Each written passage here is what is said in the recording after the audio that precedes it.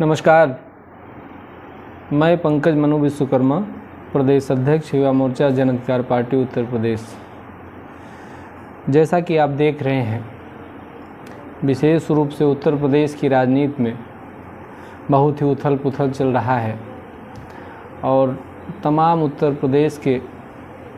जो सियासतदान हैं निश्चित रूप से उनमें उहापोह की स्थिति बरकरार बनी हुई है। हम लोगों को चर्चा इस बात पर करनी है कि आप देख रहे होंगे कि अभी आदरणीय केशव प्रसाद मौर्य जी या भूपेंद्र चौधरी साहब को जिस तरीके से दिल्ली बुलाया गया संगठन के कामों को छोड़ करके नेताजी लोग दिल्ली पहुंच रहे हैं, उससे यह स्पष्ट रूप से दिख रहा है कि सरकार में कुछ अच्छा नहीं चल रहा है। जहाँ तक उत्तर प्रदेश की सियासत का सवाल है तो उत्तर प्रदेश में जो रिजल्ट उत्तर प्रदेश के आम जनमानस ने देने का कार्य किया और संविधान की लड़ाई को बचाने के लिए, संविधान की लड़ाई को बल देने के लिए जिस तरीके से उत्तर प्रदेश में पिछड़ा दलित अल्पसंख्यक समाज के लोगों ने एक मजबूत एका बना करके उत्तर प्रदेश में भारतीय जनता पार्टी को मुंहतोड़ जवाब देने का कार्य किया, उससे निश्चित रूप से सरकार अब कुछ सोचने के लिए मजबूर हो गई। लेकिन हम नौजवानों को या हम सामाजिक न्याय में विश्वास रखने वाले लोगों को इस बात से संतुष्ट नहीं हो जाना है। हमको भी चिंतन मनन और विश्लेषण करना है, इसलिए कि राजनीति इतिहास नहीं है, राजनीति विज्ञान का विषय है और समय समय पर उस पर प्रयोग हरदम होते रहे। लेकिन हमको राजनीति के इतिहास में जाकर इस चीज़ को भी नहीं भूलना है कि चाहे आदरणीय केशव प्रसाद जी का मामला रहा हो और उसके पहले अगर राजनीति का सरसरी तौर पर अध्ययन और विश्लेषण करेंगे तो कौशाम्बी से ही समानता रखने वाले पूर्व केंद्रीय मंत्री आदरणीय स्वर्गीय धर्मवीर साहब का रहा हो। धर्मवीर जी के साथ भी वही हुआ जो 2017 में आदरणीय केशव जी के साथ हुआ था। धर्मवीर जी के चेहरे पर कांग्रेस के लोगों ने चुनाव लड़ा था और जब उत्तर प्रदेश में इंदिरा जी ने उनको मुख्यमंत्री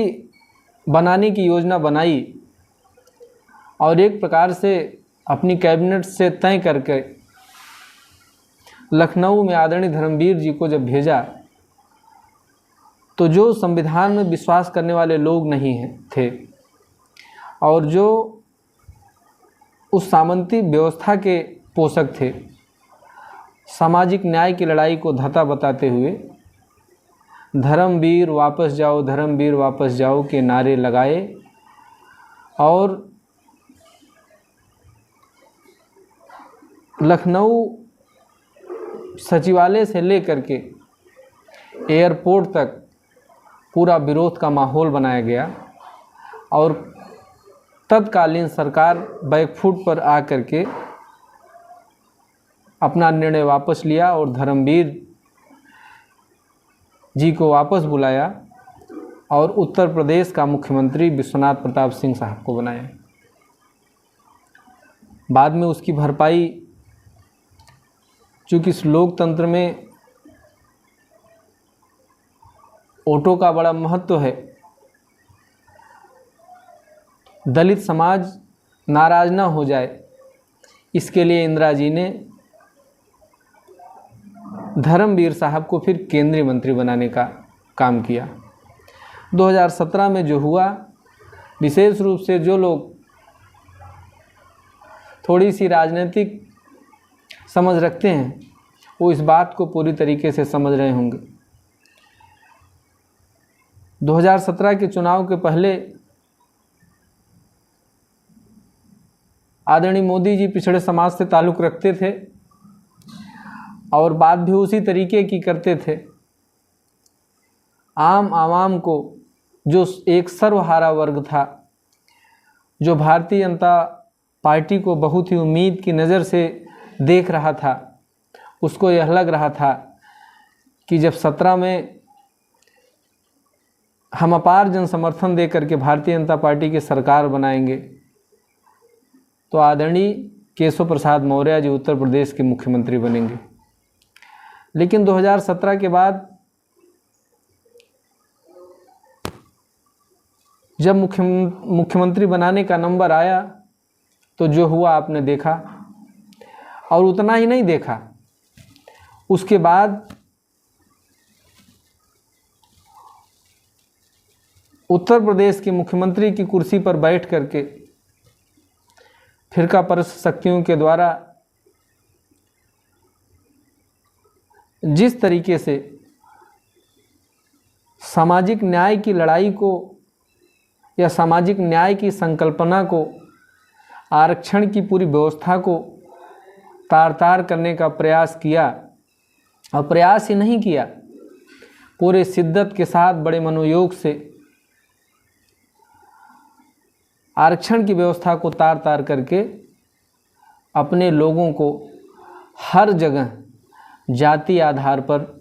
नियुक्ति देने का कार्य किया, अपने लोगों को पूरी तरीके से फ़ायदा पहुंचाने का कार्य किया। तब थोड़ी थोड़ी जिन हाथों ने 2017 में अपार जन समर्थन दे करके उत्तर प्रदेश की कुर्सी पर बैठाने का काम किया था, उनको तब आभास होने लगा। 2022 में जब चुनाव हुआ उसका असर दिखा, लेकिन हो सकता है कि कोई कमी रह गई हो, लेकिन 2024 में पूरी तरीके से उसका असर दिखा। तब उसके बाद उन फिरका परस्त शक्तियों का चिंतन और मंथन शुरू होता है। उनको लगता है कि जो पिछड़े और पिछड़े समाज का वोट है, निश्चित रूप से वह अब जुमलेबाजी के आधार पर चलने वाला नहीं है।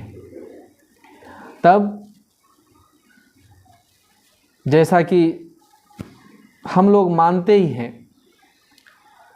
सच्चाई उसमें कितनी है इस बात पर विश्वास नहीं किया जा सकता है, लेकिन जो इस समय उत्तर प्रदेश की राजनीति में चल रहा है, उत्तर प्रदेश की राजनीति को लेकर के भारतीय राजनीति में जिस तरीके से हलचल तेज है, उस बात को हमको समझना होगा। समझना सिर्फ इतना ही नहीं होगा कि धर्मवीर जी के साथ क्या हुआ और आदरणीय केशव प्रसाद जी के साथ क्या हुआ।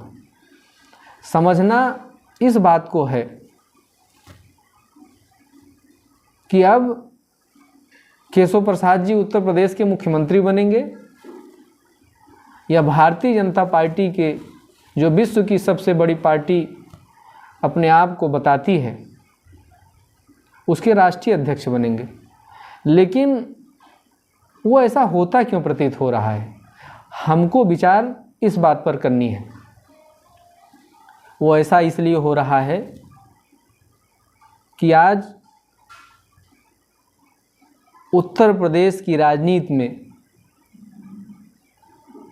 आदरणीय बाबू सिंह कुशवाहा जी मुख्य धुरी बन करके उभरे हैं। इस बात को हम लोग पहले भी विश्लेषण के तौर पर लोगों को बताते चले आए, कहते चले आए। हमारे लोग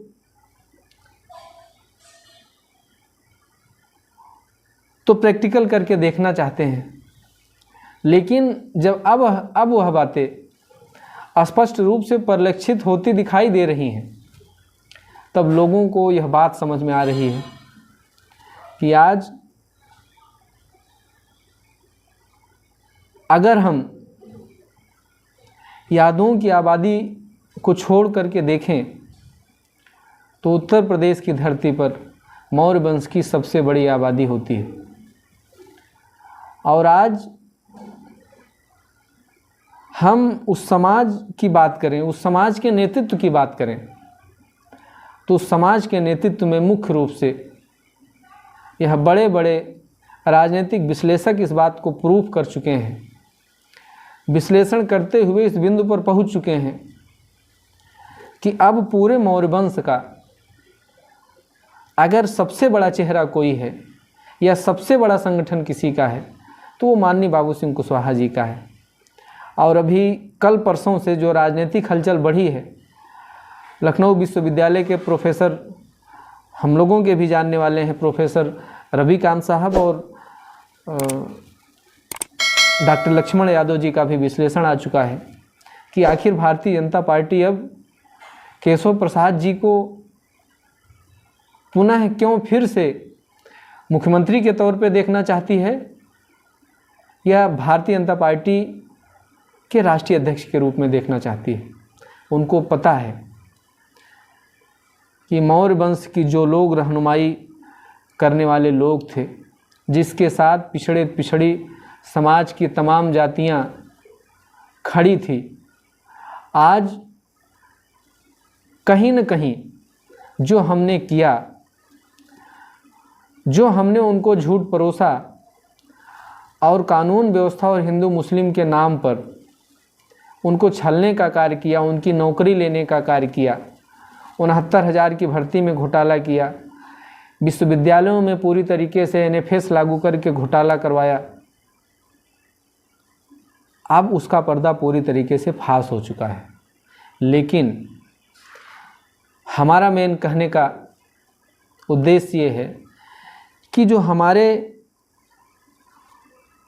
जन अधिकार पार्टी में विश्वास रखने वाले लोग हैं, या विश्वास ही नहीं उस विचारधारा को अंगीकार करने वाले भी लोग हैं, उनको इस बात को समझना होगा, और समझना ही नहीं होगा, अपने लोगों को समझाना भी होगा कि आप तो शायद देर से समझते हैं,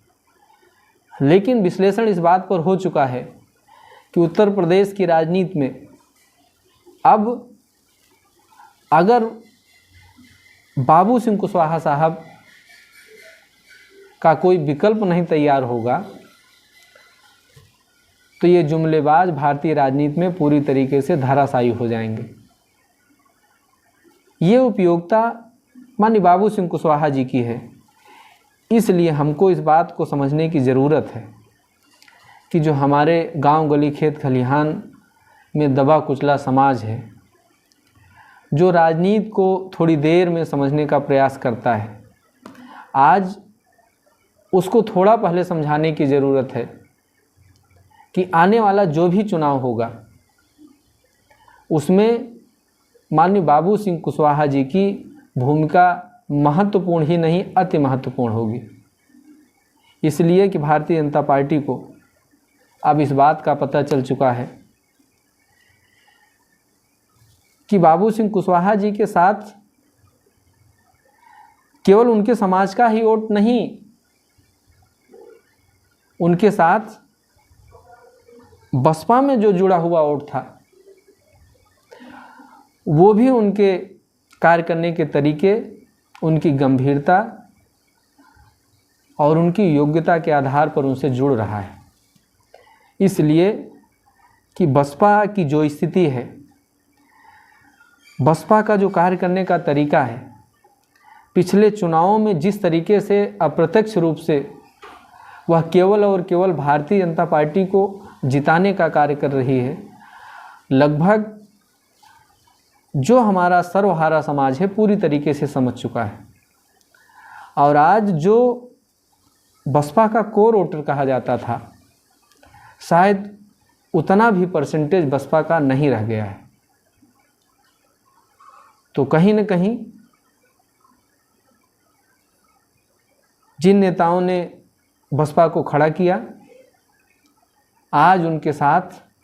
और जिसके लिए उन्होंने ताउम्र संघर्ष किया और संघर्ष करके शासन सत्ता तक पहुँचे, और उनके लिए काम भी किया। तो वो उनके साथ पूरी शिद्दत और ईमानदारी से खड़े हैं। हमको समझने और समझाने की ज़रूरत है कि अब उत्तर प्रदेश की राजनीति में माननीय बाबू सिंह कुशवाहा जैसे नेताओं की उपयोगिता और महत्व क्या है, और यह बात हम अपने लोगों को पूरी तरीके से समझाएंगे और आने वाले चुनाव में हम लोग पूरी तरीके से इन फिरकापरस्त शक्तियों का सफाया करेंगे। इन्हीं शब्दों के साथ आप सभी का बहुत बहुत धन्यवाद, इस आशा और विश्वास के साथ कि जो पंकज मनोज जन अधिकारवादी चैनल है उसको पूरी तरीके से अपने लोगों तक लोकप्रिय बनाने के लिए, पहुंचाने के लिए लाइक करेंगे, कमेंट करेंगे, सब्सक्राइब करेंगे। बहुत बहुत धन्यवाद।